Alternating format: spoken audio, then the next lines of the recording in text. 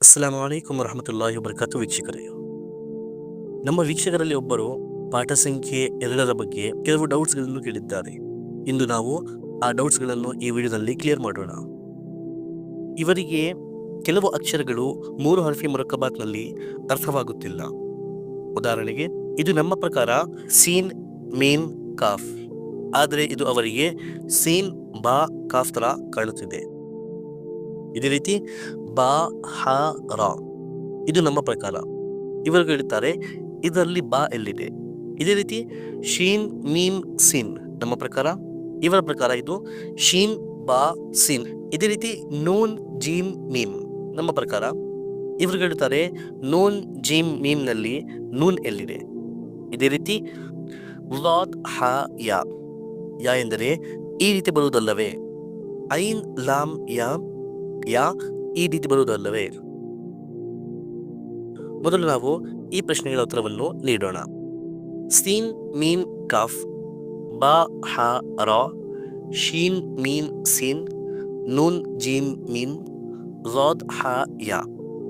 ಇದರಲ್ಲಿ ಇವರಿಗೆ ಡೌಟ್ಸ್ ಆಗುತ್ತಿದೆ.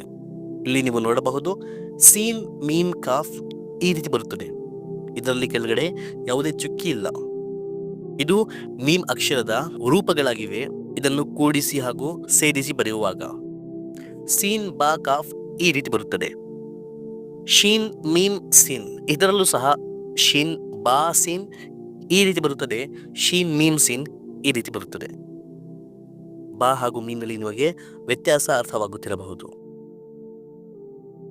ಈಗ ಮುಂದೋದರೆ ಬಾ ಹಾರ, ಇದರಲ್ಲಿ ನೀವು ಕೇಳುತ್ತೀರಾ ಇದರಲ್ಲಿ ಬಾ ಎಲ್ಲಿದೆ. ಸೊ ಇಲ್ಲಿ ನೋಡಿ, ಇದು ಬಾ ಹ ರಾ, ಬಾ ಇಲ್ಲದೆ ಕೇವಲ ಹ ರಾ ಈ ರೀತಿ ಬರುತ್ತದೆ. ಸೊ ಇದರಲ್ಲಿ ಬಾ ಇಲ್ಲಿ ಮೇಲಿದೆ, ಕೆಳಗಡೆ ಅದರ ಚುಕ್ಕಿ ಇದೆ, ಅದರ ನುಕ್ತಾ ಇದೆ. ಈ ರೂಪದಲ್ಲೂ ಸಹ ಬಾ ಅಕ್ಷರ ಬರುತ್ತದೆ. ಅದೇ ರೀತಿ ನೂನ್ ಜೀಮ್ ಮೀಮ್, ಇಲ್ಲಿ ನೀವು ನೋಡಬಹುದು ನೂನ್ ಜೀಮ್ ಮೀಮ್ ಈ ರೀತಿ ಬರುತ್ತದೆ. ನೂನ್ ಇಲ್ಲದ ಜೀಮ್ ಮೀಮ್ ಈ ರೀತಿ ಬರುತ್ತದೆ.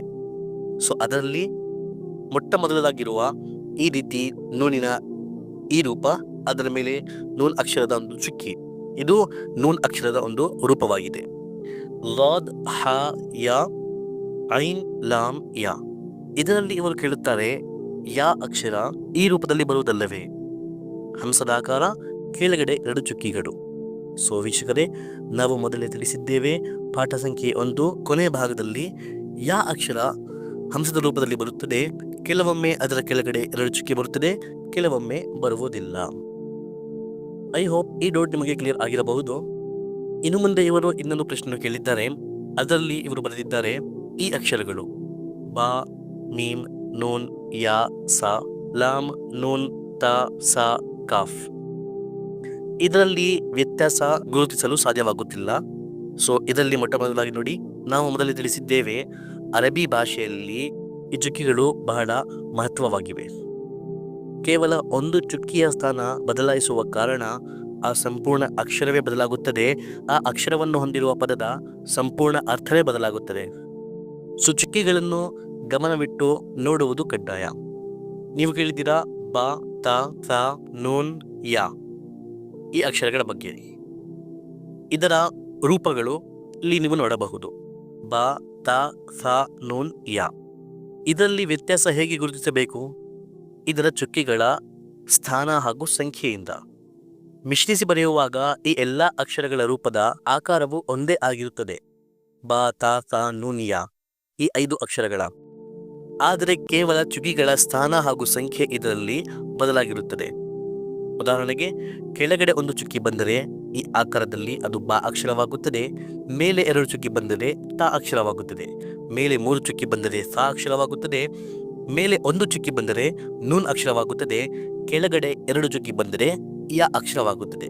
ಇದನ್ನು ನೀವು ಗಮನವಿಟ್ಟು ನೋಡಿದರೆ ಅಲ್ಹಮ್ದುಲಿಲ್ಲಾ ನಿಮಗೆ ಯಾವುದೇ ಕನ್ಫ್ಯೂಷನ್ ಆಗುವುದಿಲ್ಲ. ಮೀಮ್ ಅಕ್ಷರದಲ್ಲಿ ಯಾವುದೇ ಚುಕ್ಕಿ ಬರುವುದಿಲ್ಲ. ಇದು ಕೇವಲ ಈ ರೂಪದಲ್ಲಿ ಬರುತ್ತದೆ. ಹಾಗೂ ಲಾಮ್ ಅಕ್ಷರ, ಇದು ಈ ಅಕ್ಷರಗಳು ಮಿಶ್ರಿಸಿ ಬರೆಯುವಾಗ ಬಳಸುವ ರೂಪದ ಆಕಾರಕ್ಕಿಂತ ಸ್ವಲ್ಪ ಜಾಸ್ತಿ ಎತ್ತರವಾಗಿ ಬರುತ್ತದೆ. ಲಾಮ್ ಅಕ್ಷರ ಮಿಶ್ರಿಸಿ ಬರೆಯುವಾಗ ಈ ರೀತಿ ನೀವು ಈ ಲಾಮ್ ಅಕ್ಷರದ ವ್ಯತ್ಯಾಸವನ್ನು ಗುರುತಿಸಬಹುದು. ಕಾಫ್ ಅಕ್ಷರ ಇದು ಸಹ ಸಂಪೂರ್ಣವಾಗಿ ಡಿಫ್ರೆಂಟ್ ಆಗಿ ಬರುತ್ತದೆ. ಮಿಶ್ರಿಸಿ ಬರೆಯುವಾಗ ಈ ರೂಪದಲ್ಲಿ ಬರುತ್ತದೆ ಹಾಗೂ ಮಿಶ್ರಿಸಿ ಬರೆಯುವಾಗ ಕೊನೆಯಲ್ಲಿ ಬಂದರೆ ಈ ರೂಪದಲ್ಲಿ ಅಥವಾ ಈ ರೂಪದಲ್ಲಿ ಬರುತ್ತದೆ. ಐ ಹೋಪ್ ನಿಮಗೆ ಈ ಎಲ್ಲ ಡೌಟ್ಸ್ಗಳು ಸಂಪೂರ್ಣವಾಗಿ ಕ್ಲಿಯರ್ ಆಗಿರಬಹುದು. ಇನ್ನೂ ಏನಾದರೂ ಡೌಟ್ಸ್ ಇದ್ದರೆ ಕಮೆಂಟ್ ಬಾಕ್ಸ್ ಮೂಲಕ ಅಥವಾ ವಾಟ್ಸಪ್ ಗ್ರೂಪಿನಲ್ಲಿ ನೀವು ಕೇಳಬಹುದು. ಇನ್ಶಾಲ್ಲಾ ನಾಳೆ ಸಂಜೆ ನಾವು ಸಿಗೋಣ. ಕುರ್ಆನ್ ಕ್ಲಾಸ್ ಪಾಠ ಸಂಖ್ಯೆ 3ರಲ್ಲಿ. ಅಲ್ಲಿಯವರೆಗೆ ಫಕತ್ ವಸ್ಸಲಾಂ.